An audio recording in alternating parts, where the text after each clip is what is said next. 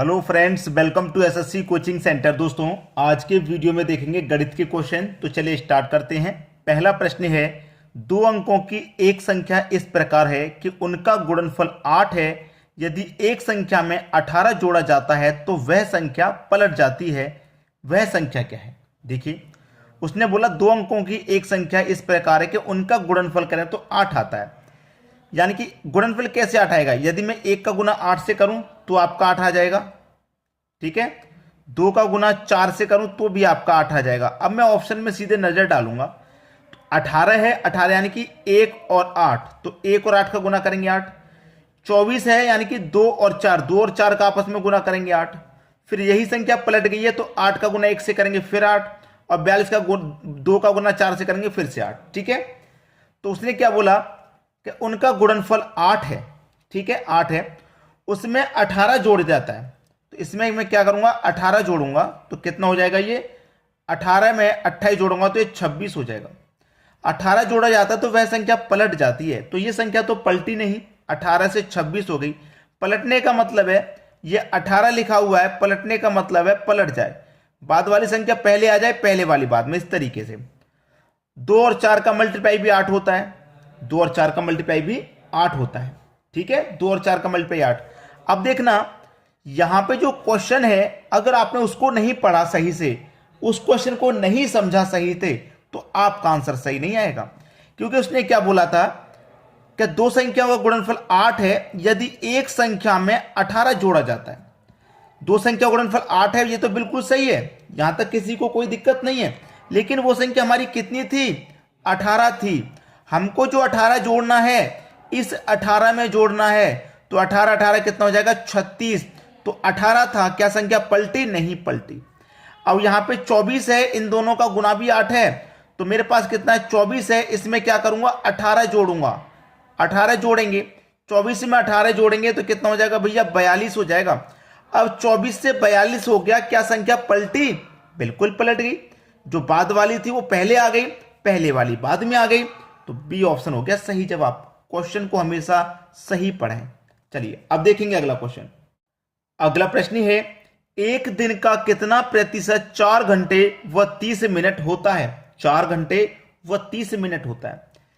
एक दिन में 24 घंटे होते हैं, यह बात आप सभी को मालूम है, ठीक है। लेकिन कितना प्रतिशत, उसने बोला है कि कितना प्रतिशत 4 घंटे व 30 मिनट, 30 मिनट मतलब आधा घंटा, तो आधे घंटे को आप क्या लिख सकते हैं? 1/2 लिख सकते हैं। लिख सकते हैं कि नहीं? यहां तक किसी को कोई प्रॉब्लम बिल्कुल भी नहीं होगी, आसानी से समझ में आ गया, ठीक है। चलिए, एक दिन का कितना प्रतिशत 4 घंटे व 30 मिनट होता है? तो 2 का गुना 4 में करो 8, 8 में जोड़ेंगे 1, तो ये हो जाएगा 9/2। और कितने का पूछा उसने? एक दिन का पूछा, यानी कि 24 घंटे का पूछा, तो 24 से कर दो डिवाइड। क्लियर है यहां तक? कोई दिक्कत किसी को कोई प्रॉब्लम नहीं हो सकती है, ठीक है। अब ये वाली संख्या, नीचे वाली संख्या कहां पे पहुंच जाती है भाई? नीचे वाली संख्या कहां पहुंचेगी? नीचे वाली संख्या ऊपर पहुंचेगी। नीचे वाली संख्या कहां पहुंचेगी? नीचे वाली संख्या ऊपर पहुंचेगी। तो ये क्या रहेगा? 9/2, और ये वाली संख्या भी यहां का आ गया, 2 के मल्टीप्लाई में आ गया आपकी 24, ठीक है। प्रश्न खत्म। ऊपर 9, 24 का गुना 2 से कर लो तो 48 हो जाएगा। कितना हो गया? 48 हो गया, ठीक है। अब देखिए, कटाएंगे क्या? किसी से कटेगा? 3 त्रिक का 9, 3 से कटाऊंगा इसको, 3 1 कम 3, 1 बचेगा 18, 3 6 18, ये कट गया। अब उसने क्या पूछा है? कितना प्रतिशत है? तो 3 के बटे में कितना आ गया? 16। और प्रतिशत के लिए क्या करेंगे? 100 से मल्टीप्लाई करेंगे। प्रतिशत के लिए क्या करते हैं? 100 से मल्टीप्लाई, सभी को मालूम होगा। 4 चौके 16, 4 से कटेगा 25 बार में, 25 त्रिक का कितना हो जाएगा भैया? 75। डिवाइड करना है 4 से, कर दो, 4 1 कम 4, 3 बचेगा 35, 4 4 8 32, ठीक है। 3 बचेगा, नहीं जाएगा, तो 3 ऊपर बटे में 4, 18.3/4, जो कि पहले ही ऑप्शन में है आपका सही जवाब। अब देखते हैं अगला सवाल। अगला प्रश्न है, किसी टंकी को पाइप ए से 4 मिनट में भरा जा सकता है। पाइप ए 4 मिनट में भरता है, भरने वाला है तो पॉजिटिव, तथा पाइप बी 5 मिनट में खाली कर सकता है। जो बी है वो 5 मिनट में खाली करने वाला है, इसलिए नेगेटिव ले लो। अगर दोनों पाइप एक साथ चालू कर दी जाए तो टंकी कितनी देर में भर जाएगी? पहले तो टंकी भी देख लो कितनी बड़ी है, दोनों का एलसीएम ले लेंगे, पता चल जाएगा टंकी कितनी बड़ी है भाई। 20 लीटर की टंकी है। ए आपका 1 मिनट में 4 भर रहा है, एक पूरी टंकी को 4 मिनट में भर रहा है, तो 1 मिनट काम निकाल लो, 4 से 20 को डिवाइड करेंगे 5, यानी कि ए जो है 1 मिनट में 5 भरता है, तभी तो 4 मिनट में पूरी टंकी भर रहा है 20 लीटर की। ये 1 मिनट में, ये 5 मिनट में पूरी टंकी को खाली कर रहा है, 5 से 20 में डिवाइड करो 4 बार, ये 1 मिनट का काम है दोनों का। अगर दोनों टंकियों को एक साथ चालू कर दिया जाएगा तो आपका ए 1 मिनट में 5 भरेगा और 1 मिनट में 4 बी खाली करेगा, तो 1 मिनट में 1 लीटर ही भरा जाएगा। टोटल टंकी 20 लीटर की है, 1 मिनट में 1 लीटर ही भरा जा रहा, तो 20 मिनट में 20 लीटर भरा जाएगा। सी ऑप्शन सही। क्लियर है? दोनों टंकी को जब चालू कर देंगे तो ए आपका 5 भरेगा, ये टंकी भी चालू है, ये 4 खाली कर देगी, तो 1 मिनट में 1 ही लीटर भरा जाएगा। सी ऑप्शन सही जवाब। चलिए अब देखते हैं अगला सवाल। अगला प्रश्न है, किरण के पास 50 रुपए तथा 100 रुपए के कुल 85 नोट हैं। ठीक है, यदि उसके पास कुल धन 5000 रुपए हो तो 50 रुपए के नोटों की संख्या कितनी है? गो थ्रू ऑप्शन क्वेश्चन को सॉल्व कर लो। मान लेते हैं कि 50 रुपए के नोटों की संख्या कितनी है भाई? 30 है। ठीक है, कितने के? 50 के नोट के, तो कितने रुपए हो जाएंगे ये? 5 तरीक का 15, 1020, 1500 रुपए हो जाएंगे। टोटल नोट 85 हैं, जिसमें से 30 हो गए 50 के, बाकी के कितने होंगे फिर? 100 के नोट होंगे। तो कितने हो जाएंगे भैया 100 के नोट? 100 के नोट हो जाएंगे आपके 55, तो ये कितना हो जाएगा? 5500 हो जाएगा, 5500। और दोनों को जोड़ेंगे 55 से और 5500 को 15, 7000 हो जाएगा, जबकि आना चाहिए 5000। ये दोनों का योग तो 7000 हो रहा है, तो ये हमारा सही जवाब नहीं है, ये सही जवाब नहीं है। मान लो 50 रुपए के नोटों की संख्या 50 है, 50 रुपए के नोटों की संख्या 50 है। अब 85 में से 50 के नोट 50 हो गए, तो भैया 100 के नोट कितने हो गए? 35। ये कितने हो गए? 5 बचे 2500। ये कितने हो गए भैया? 3500। दोनों को जोड़ेंगे 2500 3500, तो ये तो 6000 हो गया, आना चाहिए 5000, तो बी ऑप्शन भी गलत। ये ले लो सी ऑप्शन, यानी कि 50 रुपए की नोटों की संख्या ले लो आप 70 है, 50 रुपए नोटों की संख्या 70, तो कितने रुपए हो गए? 5 7 35 और 2 जीरो यानी कि 3500। अब देखिए नोटों की संख्या 70 है, 50 की नोटों की, टोटल 85 नोट है, जिसमें से 50 के 70 है, तो कितने बचे? 15 नोट बचे। 100 के नोट कितने बचे भाई? 15, तो कितना हो जाएगा? ये 1500 हो जाएगा। दोनों को अगर योग करूं 3500 और 1500, ये हो जाएगा 5000। तो होना कितना चाहिए था? 5000 होना चाहिए था, और 5000 ही आ गया, तो सी ऑप्शन हमारा सही हो गया। तो 50 रुपए के नोटों की संख्या कितनी है भाई? 70 है, ये आपका सही जवाब। अब देखते हैं अगला प्रश्न। अगला प्रश्न है, 3 संख्याएं 5 7 12 के अनुपात में हैं, यदि उनमें से पहली तथा तीसरी संख्या का योग दूसरी संख्या से 50 अधिक हो तो 3 संख्याओं का योग कितना होगा? 3 संख्याएं 5 अनुपात 7 अनुपात 12 के अनुपात में, उनमें से पहली तथा तीसरी संख्या का योग, पहली और तीसरी संख्या का जो योग है वो दूसरी संख्या से 50 अधिक है। अब इनका ऐड कर लो, पहली और तीसरी का योग कितना हो गया? 17 हो गया। ठीक है, 17 हो गया। ये दूसरी से कितना अधिक है भाई? 50 अधिक है। अब दूसरी हमारी कितनी है? 7, और जबकि पहली और तीसरी का योग 70 है, तो दूसरी संख्या 7 है, तो दूसरी से ये कितना अधिक है?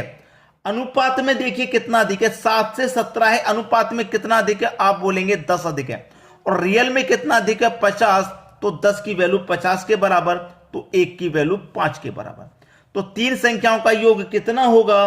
तीनों संख्याओं का योग पूछ रहा है, तो 5 का गुना 5 से कर दो 25, 5 का गुना 7 से कर दो 35, 5 का गुना 12 से कर दो 60।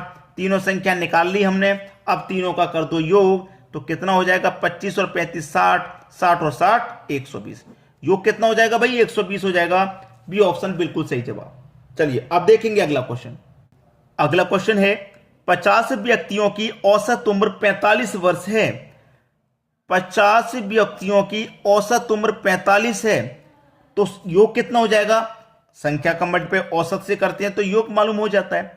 ठीक है, तो चलिए 45 का गुना 5 से करेंगे तो 225 होता है, और एक ही जीरो आ जाएगा, यानी कि 550। तो आपका ये योग हो गया।